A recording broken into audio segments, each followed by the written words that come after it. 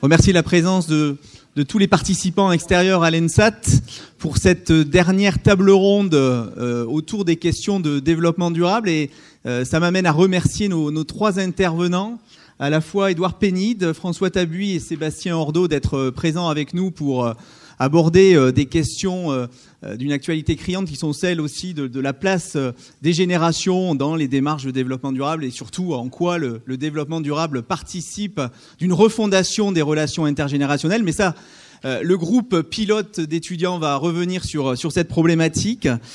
Juste pour les participants extérieurs, un mot sur ce dispositif pédagogique qui repose tout à la fois sur une série de travaux dirigés portant aussi sur des lectures d'articles et sur des enseignements qui se veulent originaux au regard de la question qui est celle du développement durable, une co-construction aussi du dispositif. Et donc ça m'amène à donner la parole tout de suite aux étudiants puisque c'est à eux d'animer cette table ronde qui porte sur les relations intergénérationnelles. Merci. Donc bonjour à tous. Donc on va d'abord commencer par la définition du développement durable. Donc c'est un développement qui répond aux besoins du présent sans compromettre la capacité des générations futures à répondre aux leurs. Ainsi, la question des relations intergénérationnelles fait entièrement partie du thème développement durable et elle se veut une assurance pour l'avenir de la construction d'un monde qui soit meilleur à tout point de vue, à la fois social, économique et environnemental. Donc ici, ce qui nous intéresse, c'est un monde qui se veut meilleur d'un point de vue social, qui va obliger à assurer le vivre ensemble le plus paisible et à la fois profitable à tous. Le développement durable doit donc aussi être vu en tant qu'un changement de système en tenant compte de sa complexité et pour être viable sur le long terme. Donc, vivre ensemble, qu'est-ce que c'est ? C'est vivre ensemble alors que nous présentons de nombreuses différences, à la fois physiques, culturelles et d'âge, donc en fait de génération. Donc, la définition du développement durable, quand elle mentionne les générations futures, elle veille à leur obligation d'existence, c'est-à-dire que ces générations, elles existeront parce que nous ferons en sorte qu'elles vont exister et on va leur permettre de vivre. Donc, ce développement doit assurer la transmission des savoirs entre générations afin d'assurer aux générations futures les moyens de vivre aussi bien ou encore mieux que nous. L'existence d'une génération vivant aussi bien qu'une autre implique donc la transmission de savoirs entre les différentes générations. Donc, de nombreux champs de transmission existent. Donc, tout d'abord, ils permettent de véhiculer à la fois des savoir-être, des savoir-faire, des patrimoines familiaux, mais également culturels. Et auparavant, on peut remarquer que les transmissions se faisaient assez verticalement. La connaissance était la propriété des anciens.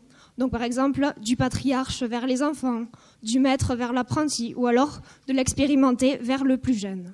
Et aujourd'hui, on assiste à une remise en question de ce mode de relation. Donc, tout d'abord, cela est dû à la rapidité du changement de l'état de la connaissance, mais également aux nombreuses sources de diffusion de cette connaissance et également parfois de fausses vérités. Ainsi, les transmissions se font aujourd'hui de manière un peu plus horizontale et dans les deux sens. Les jeunes peuvent apporter des connaissances que les anciens n'ont pas et parfois peuvent en avoir plus. Mais également, on reste comme auparavant avec les anciens qui transmettent aux jeunes leurs connaissances.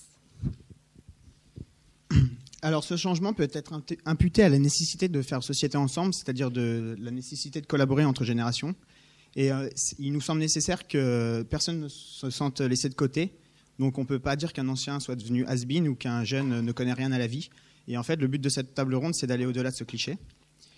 Donc, les échanges intergénérationnels, ils nous paraissent à double sens. Ils se manifestent dans de nouvelles formes de collaboration, donc, qui vont être illustrées à travers, par exemple, l'explication autour de l'espace de coworking.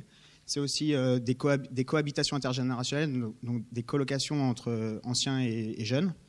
de co-farming, de démocratie participative ou même tout simplement de jardin partagé intergénérationnel. Donc ça, c'est un peu les aspects positifs des relations intergénérationnelles, mais il faut penser aussi qu'il peut y avoir des conflits. Et on peut voir dans l'application du développement durable qu'on peut discuter certains choix qui ont été pris par les générations anciennes avant même que le développement durable soit conceptualisé. Et donc ça peut amener en fait à la création de conflits. On pense par exemple à certains choix politiques qui ont pu avoir un impact négatif sur l'environnement. Donc par exemple le choix d'agriculture productiviste au détriment de la préservation de l'environnement. Mais c'est aussi le cas sur des questions de gouvernance. Aujourd'hui, on vit dans une espèce de gérontocratie où on a les vieux qui sont plutôt présents dans les sphères du pouvoir. Et on discute aujourd'hui de nouvelles pratiques de démocratie participative où on implique plus les jeunes. Et je pense que François Tabu pourra nous en parler dans le milieu syndical aussi. Donc, comme on l'a évoqué, le développement durable donne une place centrale aux générations dans sa volonté de modifier le monde et il bouleverse les modes de transmission entre générations. Donc, à partir de ces observations, on peut s'interroger et se demander donc plusieurs questions qui vont sûrement s'afficher. Donc, de quelle façon chaque génération reconsidère et trouve sa place en fait au sein de la société plus durable? Est-ce que les générations sont satisfaites de cette place dans cette société plus durable? Et enfin, on peut se demander en quoi la nécessité de construire une société plus durable implique des nouvelles façons de transmettre, de communiquer ou de s'engager. Donc cette table ronde, c'est l'opportunité de s'interroger sur ces différentes questions, mais c'est aussi l'occasion de découvrir différents univers qui s'illustrent, que vont nous illustrer les intervenants, où se concrétisent les nécessités de faire société ensemble, de co-construire le monde futur, dans un souci de bien vivre ensemble, que l'on soit jeune ou vieux.